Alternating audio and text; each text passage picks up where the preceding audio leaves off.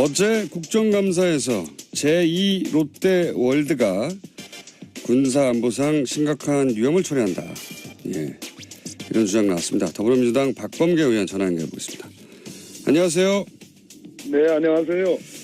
저희가 먼저 섭외를 했습니까? 아니면 뉴스룸이 먼저 섭외를 했나요? 뉴스룸이 먼저 섭외했습니다. 네, 아닌 것 같은데. 아유, 저는 바른 사람입니다. 자, 우리 꼭 인터뷰 잡고 나면 뉴스룸에 먼저 등장하시는 분들이 한두 분이 아니어가지고, 네, 저희도 네, 뉴스룸을 보다가 꺼버렸습니다, 어제. 아, 그러셨나요? 자, 오늘 반나절 지났으니까 밤새 또 새로운 정보가 나오길 기대하는데, 우선 군사안보상 제2 롯데월드가 위험이 있다는 얘기는 사실 당시에도 나왔었습니다. 근데 국정감사에서 굉장히 자세히 무엇이 문제인지 조목조목 짚어주셨는데 군사안보상 위험 정리를 좀 해주십시오. 어떤 게 있습니까? 네, 일단 제가 말씀드린 이런 위험 요소들은 네. 제가 군사안보상의 전문가도 아니고 제 전공도 아니기 때문에 제 개인적인 어떤 주관적인 입장이 아니고 네. 제가 평생을 공군에 계셨고 공군 참모총장까지 하셨던 또 그 당시 제1롯데월드 신축 승인 과정에서 반대를 했던 김은기. 예, 김은기 전 공군 참모총장을 제가 만나 뵙고 네네. 브리핑을 좀 받은 뒤에 그 의견에 기초한 거라는 말씀드립니다. 제1롯데월드는 555m에 123층짜리 잠실 석촌호수 주변에 있는 큰 건물이죠. 주변에는 그만한 건물들은 전혀 없습니다. 딱 한 건물만 우뚝 서 있는데 그 건물이 들어섬으로써 한마디로 전투기가 이착륙할 때, 특히 착륙을 할 때 쭉 패턴을 그리면서 궤적을 그리면서 이제 들어옵니다. 바로 일직선으로 들어오는 게 아니고요. 네. 그것을 이제 장주라고 표현하는 모양입니다. 공군에서는. 그래서 서쪽의 하늘을 이렇게 패턴을 그린 것을 서편장주, 동쪽의 패턴을 그린 것을 동편장주 이렇게 표현하는데요. 한마디로 제2롯데월드가 들어서게 되면서 성남 비행장의 서편장주가 못 쓰게 됐다. 이런 얘기입니다. 그렇게 된다면 유사시의 전투기라는 것은 일종의 적을 공격한다든지 또는 적의 공격을 피하기 위해서 일종의 생존을 위한 어떤 기동 영역을 확보해야 되거든요. 네. 그렇지 않습니까? 그래서 그걸 전문용어로 회피 기동이라고 한답니다. 네. 적의 공격을 피하기 위한 기동 영역, 어떤 일정한 어떤 바운더리를 확보를 해야 되는데 서편장주 부분, 즉 제1롯데월드 부분은 완전 쓸모가 없는 부분이 되기 때문에 제약을 받게 돼서 결국은 안보상에 큰 위험이 초래된다 이런 말씀입니다. 알겠습니다. 예, 이 이야기는 사실 당시 건설 당시에도 공군은 반대를 했었기 때문에 그런데 이제 그 반대 이후에 어떻게 승인이 되었는지 그 중간에 승인 과정은 저희가 잘 알 수가 없습니다. 근데 이 롯데월드 승인 과정의 문제점 뭐라고 보십니까? 예전 기사를 찾아보니까요. 네. 저희 당의 안규백 의원이 오랫동안 국방위만 많이 하시는 의원님이신데, 네. 그 당시 공군뿐만 아니라 한국공항운항학회라는 네네. 학회가 학회 연구 용역을 맡겠답니다. 정부가. 네네. 근데 그 정부가 맡긴 최종 검증 보고서에 중간 보고서에 있는 항목이 삭제됐다고 그래요. 그것이 바로 아까 제가 말씀드린 이 제1롯데월드가 건축되게 되면 서편 장주 확보가 어렵다. 네. 하는 그런 중간 보고서의 항목이 최종 보고서에는 없어졌다고 합니다. 그래서 쭉 보면 이게 1988년부터 롯데그룹이 신격호 회장을 중심으로 해서 일종의 수건사업, 가장 중요한 수건사업으로 진행이 되어 왔는데 김대중 정부, 노무현 정부에서 다 반대가 됐습니다. 그런데 이명박 대통령이 시장을 할 당시, 서울시장 당시에는 이것을 1차적인 승인을 했습니다. 그러나 최종적으로는 대통령인 노무현 대통령께서 반대를 해가지고 안 됐는데 결국은 그런 이명박 시장이 대통령이 당선되자마자 적극 검토하라는 지시가 있었고 청와대에서 아마 실무관 회의가 수차례 진행이 됐던 모양입니다. 당연히 공군은 반대 의견을 냈음에도 불구하고 어찌됐든 김은기 총장이 경질된 이후에 이것이 네. 본격적으로 건축이 승인이 되었습니다. 김은기 공군참모 당시 총장이 반대해서 경질됐을까요? 그럴 수도 있겠습니다. 얘기를 듣다 보니까. 이명박 대통령이 취임하자마자 군에 대한 인사를 했는데요. 예. 했는데 그중 6회 공군 대장이 총 9명인데 예. 그중에 딱 2분이 그대로 유임이 됩니다. 예. 한 분이 김은기 장군이고요. 예. 대장이고 한 분이 김태영 대장이거든요. 네. 이 2분이 그냥 유임이 됐습니다. 네. 근데 유임이 됐다는 얘기는 뭐 정부가 바뀔 때마다 과거 정부 사람이 한두 명이 유임이 되고 오히려 승진한 경우도 있죠. 네네. 당연히 유임됐다는 것은 임기가 어느 정도 보장되는 걸로 보여지는데 다시 10월에 전역을 당하거든요. 아, 그 그렇군요. 직후에 이제 승인이 됐습니다. 상관관계가 있을 수도 있겠습니다. 저는 뭐 그런 기사들은 많이 있죠. 네. 최근에 청와대 캐비넷에서 관련 문건이 발견됐다고 했는데 혹시 그 내용은 아십니까? 그런 문건이 발견됐다는 얘기는 전에 들었습니다. 그러나 내용은 네. 제1롯데월드와 관련된 내용이라는 정도만 알지 구체적인 내용은 알지는 못합니다. 적폐청산위원회에 계시는데 청와대에서도 안 알려주는군요. 위원장인데. 이게 언제 알러보는 건가 싶기도 하고요. 농담이고요. 아마도 이것은 상당히 아니 적폐청산위원장이니까 그 정도는 아셔야 할 것 같고 알려줄 것 같은데 청와대에서 사실은 이런 내용을 공개할 때 굉장히 아니요. 조심하는군요. 예. 이제 어제 제가 국정감사에서 문제 제기를 했고 이것이 네. 공론화되면 네. 저는 이것이 공개되지 않을 수 없다고 봐요. 예. 이거는 무슨 얘기입니까? 성남 공항이 미군과 이해관계가 얽혀 있다. 이런 얘기도 나오는데 이게 무슨 얘기입니까? 군사기밀과 관련성이 있어 보입니다. 그러니까 우리가 지금 현재 어느 정도의 위험이 있느냐. 네.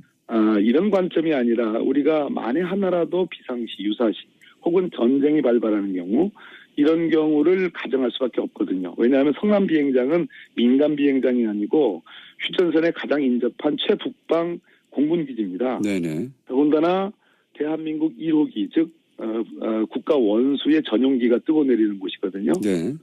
이런 곳에 지금 제1롯데월드에서 제가 사진도 공개했습니다만 관측이 다 되는 거죠. 비행기의 이착륙이. 예. 자, 이것은 아주 취약한 어떤 안보상의 위험이 노출된 거고요. 테러가 가능할 수도 있고. 자, 그런데 북의 침공시, 남침시, 예. 북한의 남침시에 있을 수 있는 여러 가지 작전 수단들이 있는데 그와 관련된 중요한 공군 비행장이라는 겁니다. 오늘 이 정도만 좀 말씀드리겠습니다. 뭔가 더 그럼에도 불구하고 그러한 안보적 요소들이 고려되지 않았다. 기업의 이익을 위해서. 이 지점이 중요하다고 봅니다. 기업의 이익을 위해서 사실 그 보수 정권은 기업 논리 위에 오히려 과도하게 안보 논리를 내세워서 문제가 되는 경우는 봤어도 거꾸로 안보를 포기하고 특정 기업을 편들어주고 편의를 봐주는 케이스는 이 정도로까지 드문 케이스 아닙니까 이게. 그래서 제가 반역적인 행위라는 말씀드립니다. 심지어 이 롯데그룹의 그 참 오랜 동안에 국민의 미간을 찌푸리게 했던 형제인한 또 롯데그룹의 지배관계, 소유 지배관계를 보면 한국 롯데와 일본 롯데의 관계들 이런 걸 보면 참 여러 가지 개탄스러운 부분이라고 보여집니다. 작년에 롯데 물산이었던가요? 물산 사장이 출국 금지가 된 적이 있습니다. 그렇습니다. 기준이라는 시행사죠. 네, 롯데월드 지었던 것이죠. 건설한 시행사입니다. 예. 그래서 박근혜 정부가 이 제2롯데월드 관련해서 과거 이런 문제들을 한번 수사하려고 했던 것인가 싶었는데 이게 그냥 덮였어요. 이게 왜 더 진행이 되지 않았을까요? 박근혜 정부 4년 동안 이런 속설들이 있었습니다. 이제 소문으로 무성했죠. 그러니까 박근혜 정부가 정부 차원에서 국민으로부터 인기가 떨어질 때 또는 정부의 신뢰성에 손상이 가고 뭐 이런저런 그럴 때 이명박 전 대통령 정부의 여러 가지 비리 의혹이나 문제점들을 파헤칠 것이다라는 그런 소문들이 꽤 오랫동안 지속이 되어 왔습니다. 아시죠? 네네, 그런 얘기 있었죠. 그런데 반대로 또 소문 중에는 또 이명박 정부 쪽에서 뭐 제가 이명박 대통령이라고 얘기하지 않습니다. 정부 쪽에서 또 반격 카드가 있다라는 등등의 그런 소문들이 여기저기 있었거든요. 오랫동안 있어왔죠, 그런 얘기가. 있어왔습니다. 그런 측면에서 저는 그 장경작이라고 사실 롯데 이 한국 롯데 일종의 총수 뭐 비슷한 총괄사장, 총괄사장이죠. 그리고 기준 아까 말씀하신 롯데물산의 사장이죠. 출국 금지가 됐었는데 그것이 이 제2롯데월드와 관계된 거 아니냐라는 보도들이 꽤 있었는데 검찰은 현재까지도 확인을 해주지 않고 있습니다.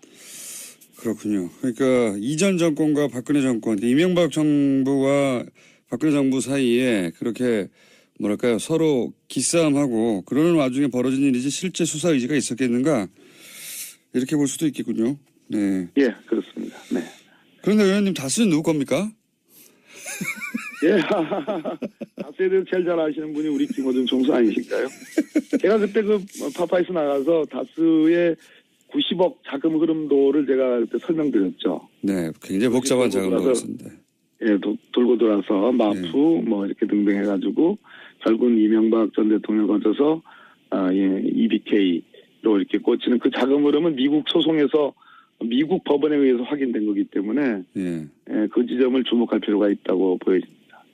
이렇게 말씀하시면 잘 처음 듣는 분들은 잘 모르실 것 같고 한마디로 말하면 이제 BBK에 들어갔던 자금이 결국은 주가 조작에도 이용된 정황 흐름이 쫙 있지 않느냐 그런 도표를 보여주셨는데 그게 미국 법원에서 나온 흐름이다. 그런 말씀이신 거죠. 네. 그래서 다스는 누구 겁니까? 자, 노력하십시다요. 노력하십시다. 지금 연결한 김에 이거 좀 여쭤볼게요. 이명박 정부 시절 인사들은 그러면 지금 야당도 그럽니다만 가장 큰 반발은 이명박 전 대통령 측근들 쪽에서 나오는 것 같은데 이게 정치보복이라고 주장하거든요. 이런 일련의 국정원 관련해서 문서들이 나오고 하는 어떻게 보십니까? 정치보복이라는 주장에 대해서는? 한마디로 참 일수에 붙일 얘기인데요. 스스로 너무나 잘 알 거라고 생각을 하고요. 하나하나 나오는 것마다 다 범죄 행위를 구성하고 있고 궁극적으로는 국가기관을 총동원해서 여론조작을 해서 결국 박근혜 정권이라는 쌍둥이 정권을 탄생시키는 거라고 보여지거든요. 그런 측면에서 지금 박근혜 국정농단과 무관할 수 없다. 그렇기 때문에 정치보복이라는 주장은 결국은 저는 뭐 말이 안 된다 이렇게 생각합니다. 지금 나오는 사안들 관련해서 결국 이명박 전 대통령이 검찰의 포토라인에 쓰긴 설까요? 어떻게 전망하십니까? 피고발인으로 지금 박원순 시장을 포함해서 여러분들이 김미화 씨 또 문성근 씨 이런 분들 저 블랙리스트에 관련된 분들의 어떤 고발 그리고 최성 시장의 고발 등등이 있기 때문에 검찰의 수사를 피할 수는 없다고 보여지고요. 포토라인에 쓰는 것은 조금 더 기초조사를 좀 봐야 되는데요. 1차 관건은 김관진 안보실장이라고 보여지고요. 근데 약간의 먹구름이 좀 있습니다. 간밤에 추명호, 추선희, 추라인이 영장이 각각 기각이 됐거든요. 저희가 이정열 부장판사하고도 잠깐 얘기했는데 또 판사님 출신이시니까 이 사안에 대해서 간단하게 논평하시면요. 1분밖에 안 남았는데. 먹구름이 꼈는데요. 적어도 우병우와 관련된 듯한 추선희 영장 기각은 손발을 이제 뭐 그렇게 해도 괜찮다. 그건 뭐 어쨌든 그것도 문제지만 우병우와 관련된 거는 다 조목조목 기각되는 걸로 봐서는 지금까지 그랬습니다. 확실하게 무슨 가이드라인이 있는 거 아닌가 하는 그래서 오늘 서울중앙지법 국정감사를 하는데 한번 따져볼 생각입니다. 의원님도 우병우 라인이 이때까지 계속해서 기각되거나 빠져나간 그 연장선상에서 이 기각을 보시는 거군요. 지금 명확한 흐름들이 드러나고 있다고 저는 보여집니다. 그렇군요. 자, 의원님 다음에 뉴스룸과 뉴스공장이 동시에 섭외가 올 때 뉴스룸에 제발 한 번만이라도 뉴스공장 일단 나간 다음에 나갈게요. 이렇게 말 좀 해주세요. 분명합니다. 예, 동시에 오지 않았고요. 선우가 분명합니다. 감사합니다. 사람이겠습니까? 네. 네. 좋은 하루 되십시오. 감사합니다. 지금까지 적폐청산위원장 박범계 의원이었습니다.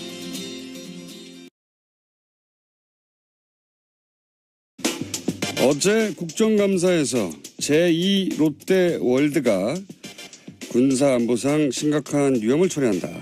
예, 이런 주장 나왔습니다. 더불어민주당 박범계 의원 전화 연결해 보겠습니다.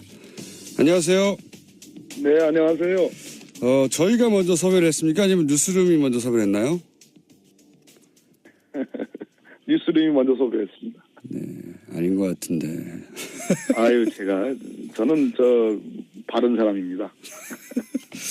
자, 우리 꼭 인터뷰 잡고 나면 뉴스룸에 먼저 등장하시는 분들이 한두 분이 아니어가지고, 네, 저희도 네. 뉴스룸을 보다가 꺼버렸습니다, 어제. 아, 그러셨나요? 자, 오늘 그 반나절 지났으니까 밤새 또 새로운 정보가 나오길 기대하는데 우선 군사안보상 간다든지 또는 적의 공격을 피하기 위해서 일종의 생존을 위한 어떤 기동 영역을 확보해야 되거든요. 네. 그렇지 않습니까? 그래서 그걸 전문용어로 회피 기동이라고 한답니다. 네. 적의 공격을 피하기 위한 기동 영역, 어떤 일정한 어떤 바운더리를 확보를 해야 되는데 서편 장주 부분, 즉 제1롯데월드 부분은 완전 쓸모가 없는 부분이 되기 때문에 제약을 받게 돼서 결국은 안보상에 큰 위험이 초래된다 이런 말씀입니다.